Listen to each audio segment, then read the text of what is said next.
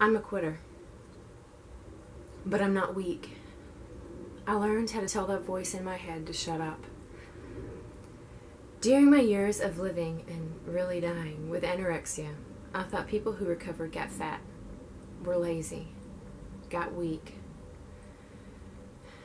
And if you are a person that's pro-ana or pro-anorexia, you probably are thinking those things about me right now. And that's fine. On this side of the darkness, I can say I don't care. During my recovery, I began to call my anorexia my Anna demon. She lived in my head, controlling me. And when I became ready to recover, I had to face two facts. One, that head demon was me. Anorexia is a mental problem. Two, if I quit listening to her, it doesn't mean losing my identity. I've always been a thin person, and as a child I was told often by adults and kids my own age that I was thin. I was small. And that became part of my self-identification. I'm the skinny kid. It made me feel good whenever I was told that, so I began to grow the pressure to hold on to it. If I wasn't cute and skinny, what would I be? Fat and ugly. So, as early as 8 years old, I began to restrict my eating. It gave me a feeling of self-control and pride. I have vivid memories of sitting at the dinner table with my family and my dad threatening to take me to the hospital and hook me up to a feeding tube if I wouldn't eat at 8 years old. The women I looked up to in real life and on TV complain about gaining weight. Fat is ugly. Fat is bad. At around age 13, my sister was in the height of her rebellious teens. My parents were divorcing. My mom needed me. I had to be the good girl. I went, honestly, about insane with religious fervor at this point. I would pray until my legs fell asleep or until I literally would pee myself because I couldn't stop praying. I couldn't get up.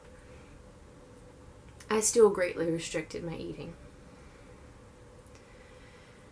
In school, I was the weird kid.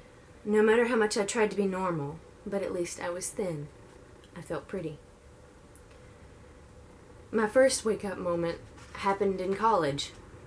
I came home to visit my mom my senior year, and we were at Walmart in the checkout line, and I got dizzy.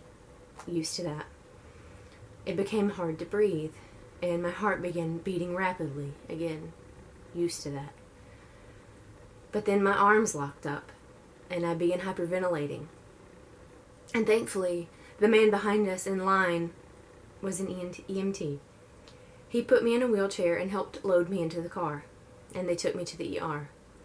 They hooked me up to an IV and oxygen. My potassium and iron were dangerously low. My family doctor came in to see me and requested some personal time. What's going on? What have you been eating? He knew. But no one else knew. Because anorexia thrives in secrecy. After college, I got married. After 3 years of marriage, I decided to admit for the first time to anyone that I had a problem. I decided to be strong and name it, and I decided that what I was doing was not normal. I told my then husband, and he laughed. To my face, he laughed. And that crushed me. On this side of it, I understand he didn't know that about me because he didn't know me very well. And to him, it was a thin person saying, I'm fat. I don't deserve to eat. Because anorexia isn't logical. It's not something that makes sense. But it's something that those who are struggling with an eating disorder firmly believe in their head. As our marriage began to crumble, I moved out. Anna's voice grew louder. I needed to feel pretty, to feel strong, to feel in control. So I let her control me. My second wake-up call came after a daily weigh-in. I weighed 100 pounds. That number usually would have made me proud. It would have made me feel like I achieved my goal for that bit, that I was going on the right track, that I could do it. But seeing that number on the scale terrified me. I made a decision. As the Anna demon in my head thrives in secrecy and hides away from logic and reason, and it gains encouragement and it gains pride at each meal missed, and at each time that you're hungry, substituting it for green tea or coffee or taking a nap or I'm not feeling well. So I got brave. I got strong, and I told my best friend. He didn't laugh. He said, we can beat this. He never forced me to eat, but he annoyingly checked in on me daily. I told my new boyfriend. He listened. They both loved me for me. Not what I looked like. Not what I could do for them. Love. Over time. Love proved to my head and my heart that I was worth something for just being me. What does anorexia look like? Nothing. Anorexia doesn't look like an extremely thin person or an obese person or a regular weight person. It's hard to see anorexia on the outside of someone. Just like depression and anxiety, it's a mental disorder that hides in the brain of, could be anybody. It is an intense, secret, mental struggle. In my head, it sounded like this. My morning weigh-in, oh, your BMI is average. Average means fat. You can do better.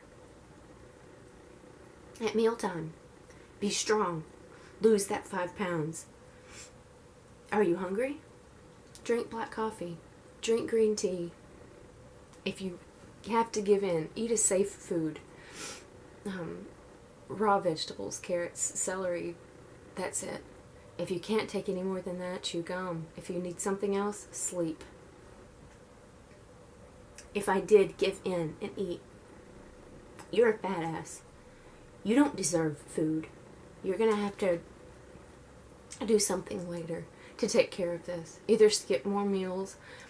Some people exercise more, sleep more. You need to be stronger.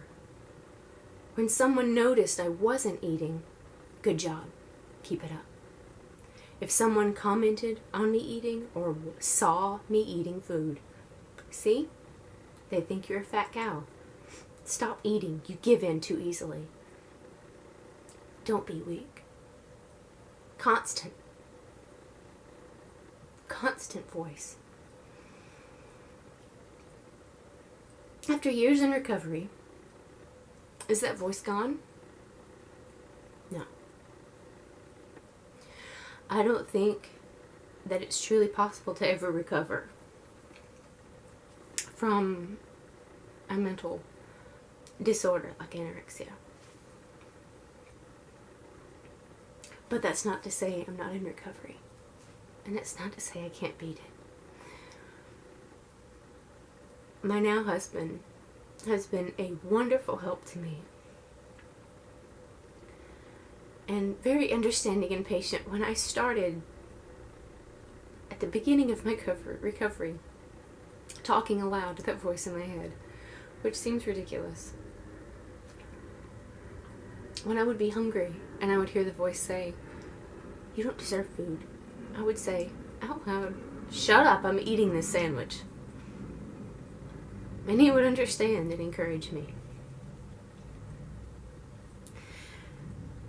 And the more I did that, the quieter and quieter her voice got.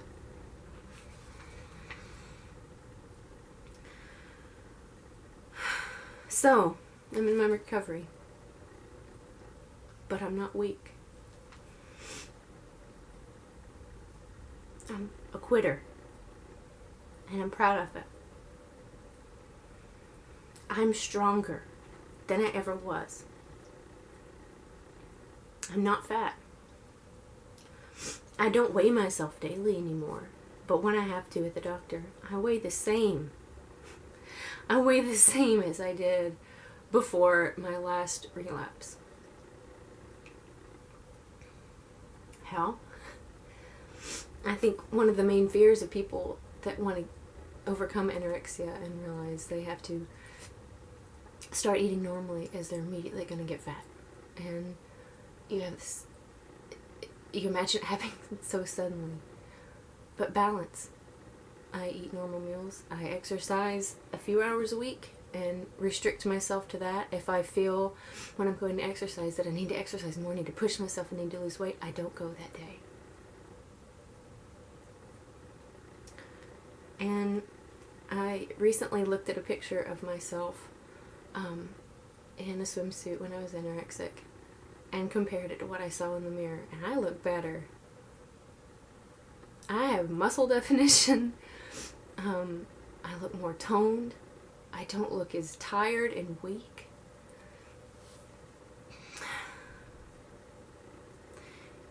If you're really ready to get better and stop damaging and killing your body, these are things I learned that helped me. 1, tell somebody that you love. Put a name to it. Put a name to that voice in your head and realize that that's not normal. 2, try to find a balance. And that's not something that people with anorexia understand, food balance. It's one extreme to the other. Either you ate a little bit and now you're fat, or you didn't eat and now you're strong. Learn. Talk to somebody. Learn what to eat. Learn how much a person is supposed to exercise to remain healthy. And stop weighing yourself. Quit weighing yourself and quit going to pro-ana groups and quit looking at Thinspo. For those that are not struggling with this but know somebody that is, pro-ana is pro-anorexia. And there are groups online, there's still tons of them, where people encourage each other not to eat. And Thinspo is pictures of thin people you want to be like, that you study and try to emulate. Okay, so you don't have anorexia, but somebody in your family does. What not to say or do to help someone that is in recovery? Don't make any comment on their weight, loss, gain, what they are eating, what they are not eating, because that is that is their own worth. What you weigh is your worth. What you're eating is your worth. And any comment you make on that is just further solidifying that in their mind. Just make sure you love them for who they are. 2, don't complain about your weight loss or gain. Don't discuss diets with them. Don't ask them, how did you lose so much weight? Would you like to join this diet program? That is an intense trigger, and it is so hard, especially in America where we're so focused on losing weight, to not take those messages personally. As a person in recovery, to not see pictures of magazines and how to lose weight and think, oh, they mean me. I have to tell myself in my head, they don't mean me. It's generic. They're not attacking me. And when at work they ask me to join exercise groups, I have to say no. I've learned to be strong. That's all I wrote down. But it's a daily struggle. And the best thing you can do if you know somebody that's struggling with it is love them unconditionally and be patient.